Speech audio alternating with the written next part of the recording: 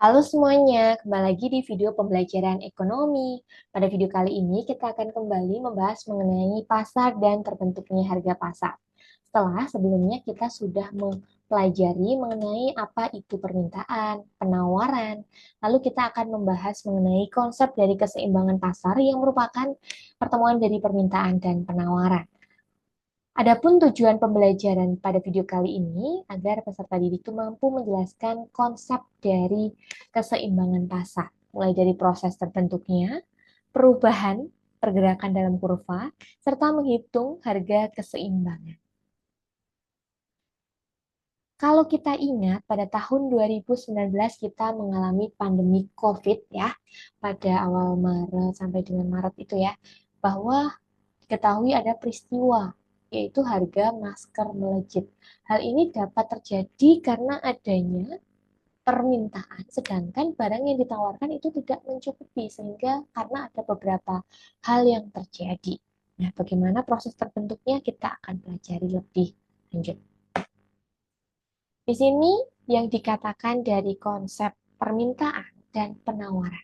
Permintaan itu berada dari sudut pandang konsumen, sedangkan penawaran itu dari sudut pandang produsen. Pada saat pembeli dan penjual melakukan transaksi, maka terjadi proses tawar-menawar hingga adanya kesepakatan harga dan terjadi transaksi pada waktu tertentu tersebut. Nah, harga kesepakatan pembeli dan penjual inilah yang namanya harga keseimbangan atau harga pasar atau harga kesepakatan atau dalam istilah ekonomi adalah titik equilibrium. Harga pasar terbentuk ketika jumlah barang yang diminta itu sama dengan jumlah barang yang ditawarkan pada tingkat harga dan waktu tertentu. Keseimbangan pasar atau equilibrium tadi, di mana bisa disimbolkan sebagai QD, key demand sama dengan QS, key supply, atau price demand sama dengan price dari supply. Atau kita bisa gambar nanti merupakan titik perpotongan antara kurva permintaan dan penawaran. Bisa dilihat gambar yang melereng dari kiri atas ke kanan bawah itu merupakan kurva permintaan atau demand. Sedangkan yang dari kiri bawah ke kanan atas merupakan kurva penawaran. Ada titik perpotongan. Nah, ya. Titik perpotongan inilah yang namanya adalah keseimbangan harga atau equilibrium. Ya.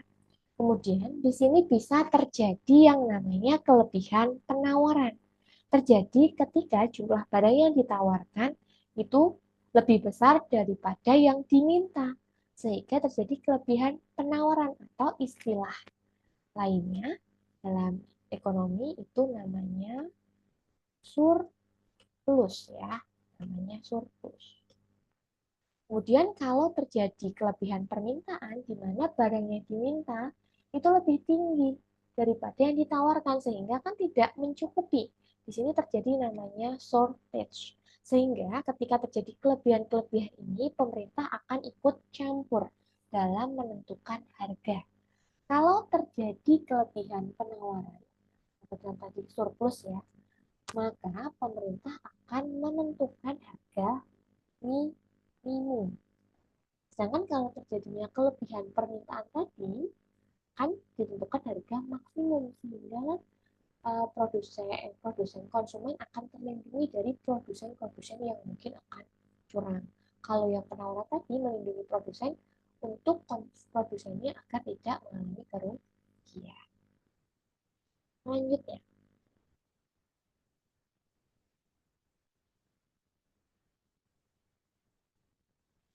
selanjutnya, lanjutnya adalah kita hapus dulu ya. Oke, kita hapus dulu.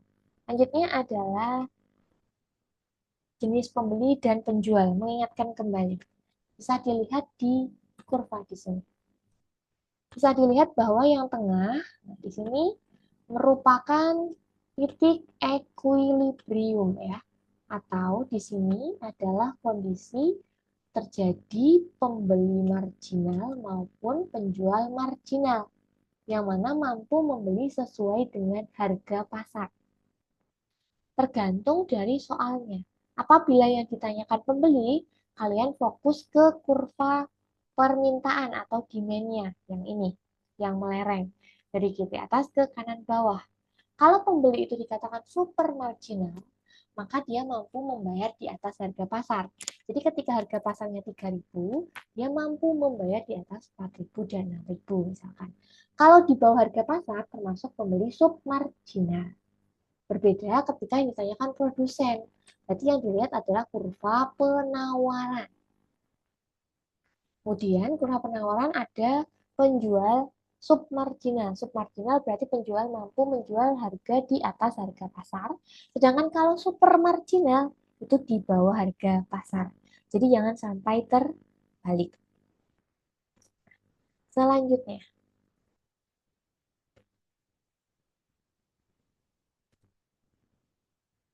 perubahan harga dan jumlah keseimbangan.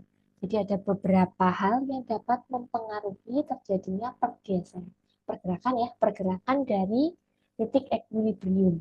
Jadi ada 5, kita akan membahas satu persatu. Dimulai dari yang pertama.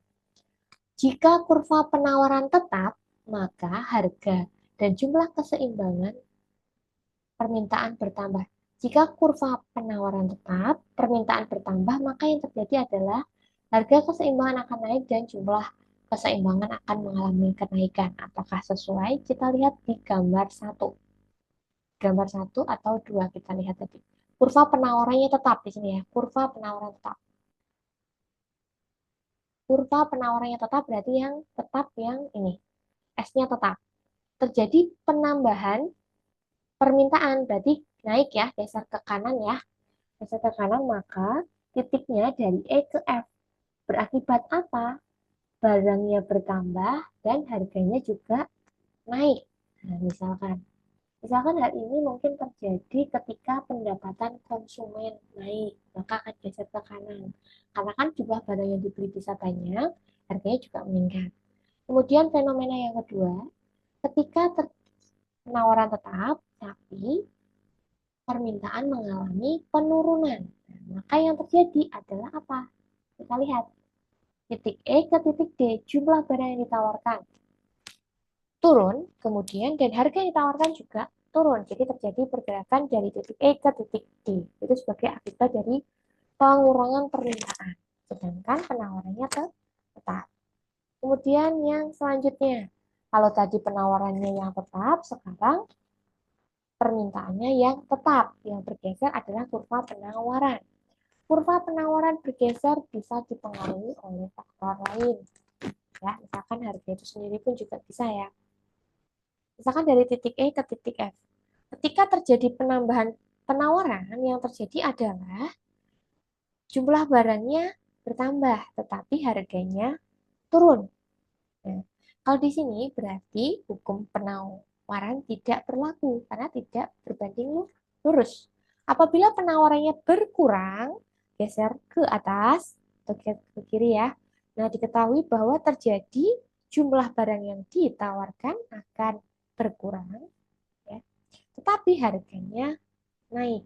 Nah, itu adalah fenomena. Tetapi kalau misalkan kurva penawaran dan kurva permintaannya sama-sama bergerak secara proporsional, itu akan mengakibatkan harga keseimbangan akan tetap dan jumlah keseimbangan akan naik apabila proporsional ya.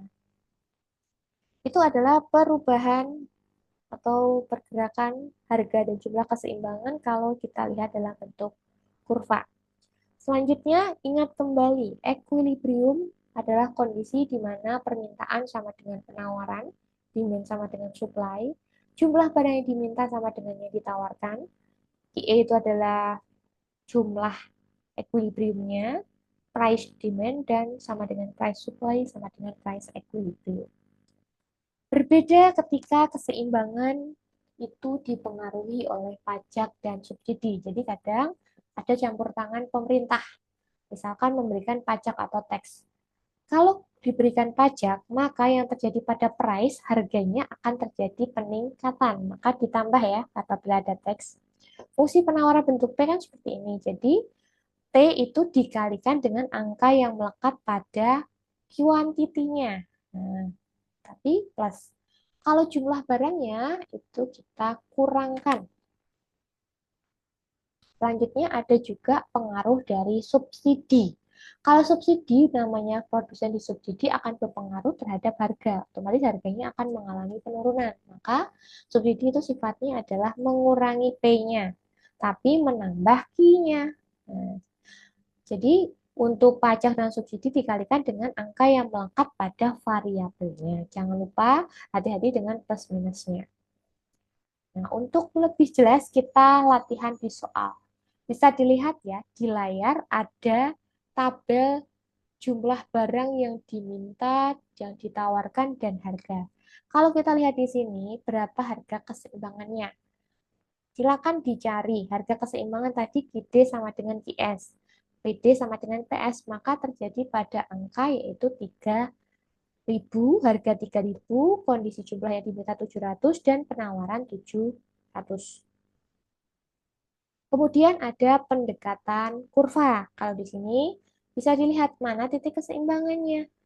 Adalah pertemuan titik perpotongan dari permintaan dan penawaran. Ini merupakan titik keseimbangan. Penulisan harga keseimbangan itu mulainya dari Q. Nah, Q dulu, baru P.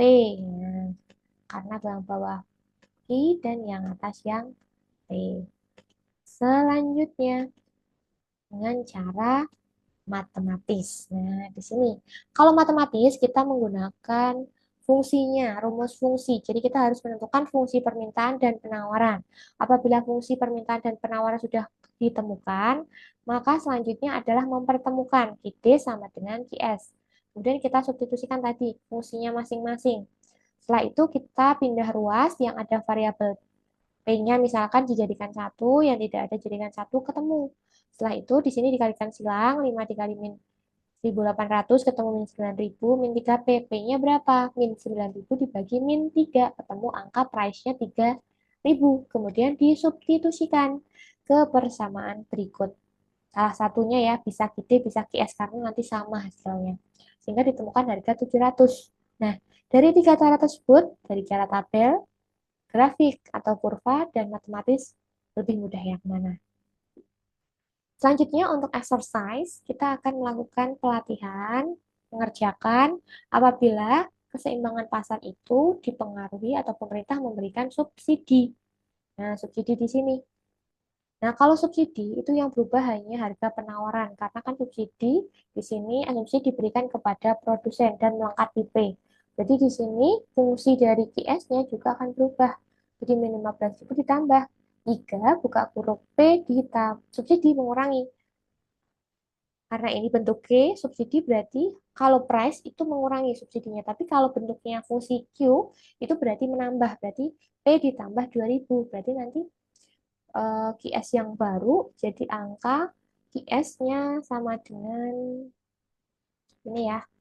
Berarti kita lihat, berarti kan QS-nya jadi angka 15.000 tetap. Nah, P-nya di sini. Berarti 3 dikalikan P ditambah dengan angka 2.000. Nah, 2.000 di sini.